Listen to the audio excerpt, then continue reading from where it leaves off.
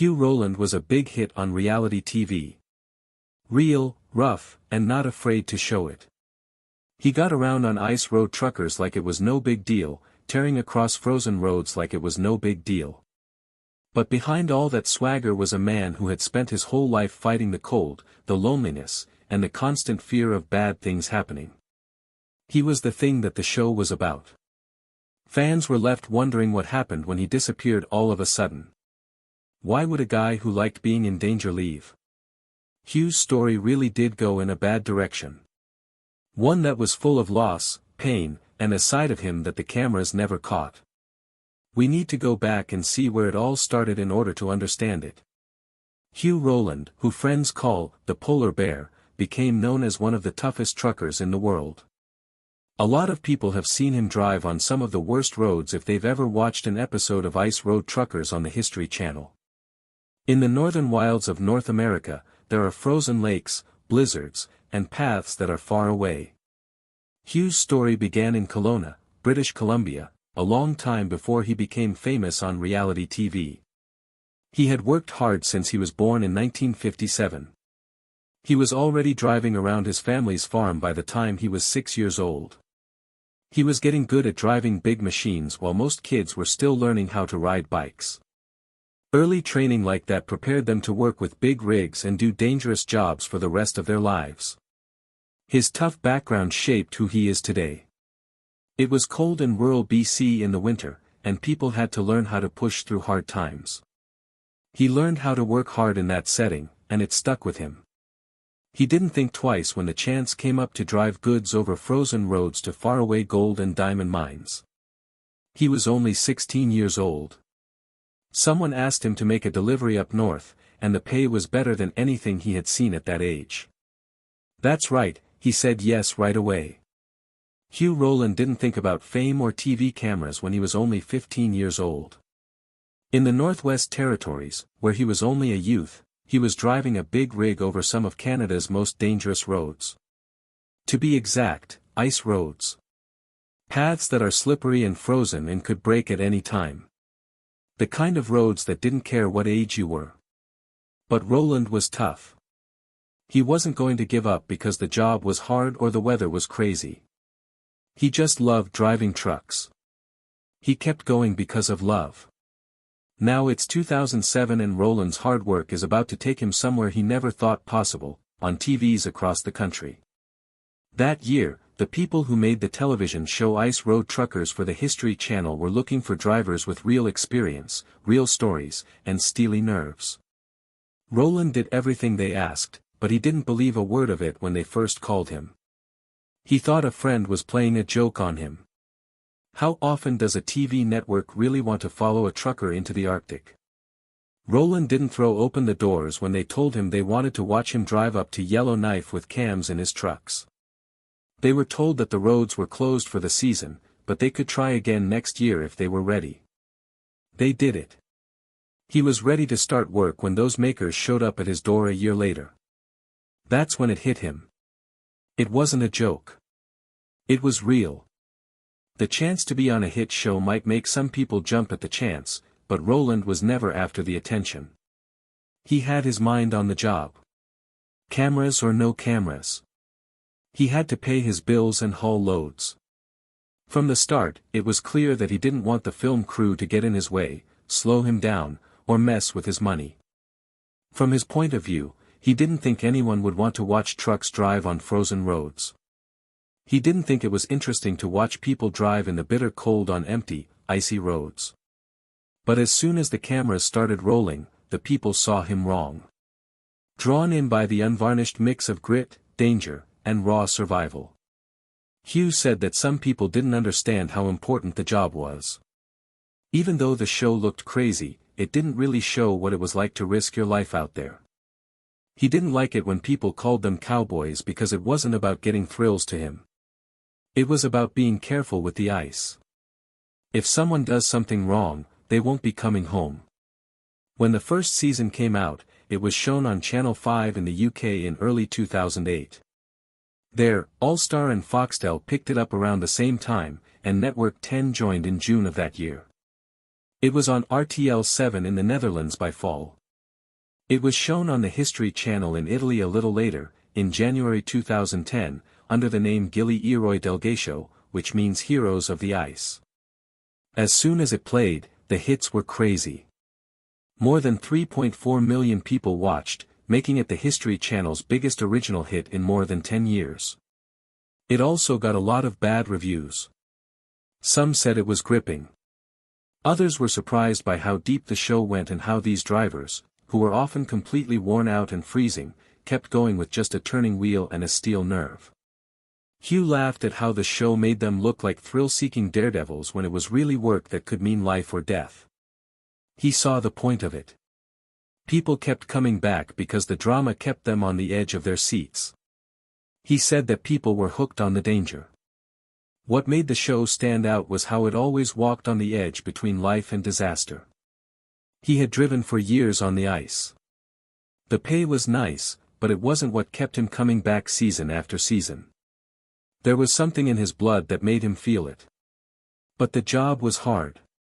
It was very cold, there were long stretches away from home, and there was always the chance that this trip could be the last. He was ready for the next season, though. He looked forward to the road every time he left. He already missed it every time he got home. Hugh knew how to use the cams in his own way. They were limited in what parts of his world they could see. He had mixed thoughts about it all now that he looks back on it. Not being known didn't worry him, but he never wanted to be the center of attention. He would have rather blended in with the crowd if possible. He always said he liked being alone.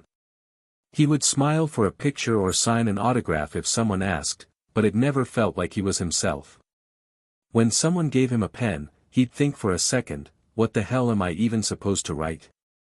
But with Hugh, the work didn't end when the cameras went away. Once diamond and gold mines were found in the farthest northern desert, there was a huge need for supplies and brave drivers like Hugh. Even though the work was dangerous, the high pay made it hard to say no. Hugh wasn't just driving all the time. He was putting money into the rigs. He was already well known in the business by the time Ice Road Truckers started airing on TV. Rowland wasn't just another driver at that point. He was already a big deal in that cold world, known for having guts and grit. It wasn't hard to see why guys kept signing up for these jobs when they heard they could make a year's pay in just a few hard months.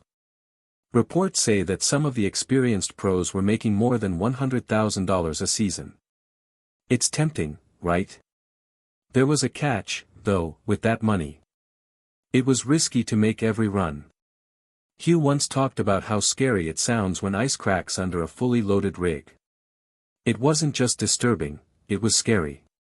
Some newbies would hear that sound and never get past the first hull. Still, Rowland had a unique quality about him that made him stand out. He quickly became a fan favorite on Ice Road Truckers, not just because he was a great driver, but also because he had a strong personality. His name stuck out in people's minds, the Polar Bear. The name came from a bug screen on one of his trucks, which is pretty cool. But as people got to know him better, the name seemed to fit him better and better. Hugh was big and rough, and he gave off an intense, unfiltered vibe. He even said that he was the type of man who wouldn't think twice about getting into a fight if he was pushed. The name, Polar Bear, stuck with him and came to mean everything about him. Few jobs are as dangerous as being an ice road truck driver every winter. Picture it.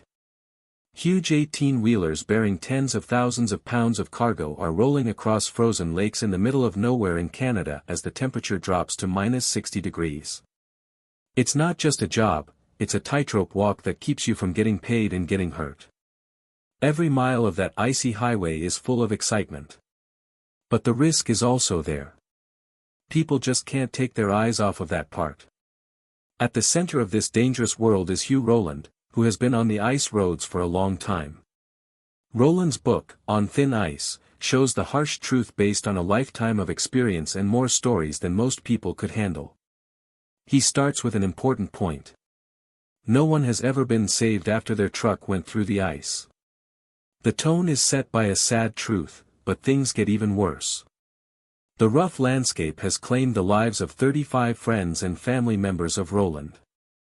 Those kinds of numbers don't just show how dangerous things are. They change what it means to be in danger. But Rowland isn't just here to scare you. He has a lot of respect for the frozen roads he's been on for many years. He said that most terrible things happen because someone wasn't paying attention or was going too fast. He leaves his window open all the time, even when it's very cold, just to hear the ice.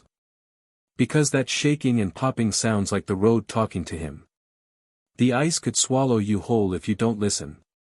He told one news source that he has pretty much frozen every part of his body over the years. He got frostbite on his face and fingers and was stuck in his truck for 3 days in the snow. It's not about being tough when it's as cold as -60 below zero. It has to do with how much you value the cold. It only takes minutes for hypothermia to set in. Failure of an organ or cold are real risks. They are always a part of the situation. There's also a science to making it out there alive. Rowland said that the ice can only hold a certain amount of weight and that it's all about moving. A truck might be able to pull up to 100,000 pounds while it's moving, but only 60,000 pounds when it's stopped. Why? The truck stops and starts to press straight down, and the ice below can't move the weight around. You can punch a hole in the floor if you stop for too long. And the rig is gone after it goes under. Most of the time, new drivers learn the hard way. Some people freeze with fear when they hear the ice cracking under their wheels. Rowland says that they need to be taken off the lake and sent back because they are taking too long to decide what to do. He told me to always be moving. As soon as you stop, everything is on the line. The show put a lot of emphasis on strong competition, but Rowland didn't agree with that. He didn't see it as a dramatic battle between cars. It was just a job.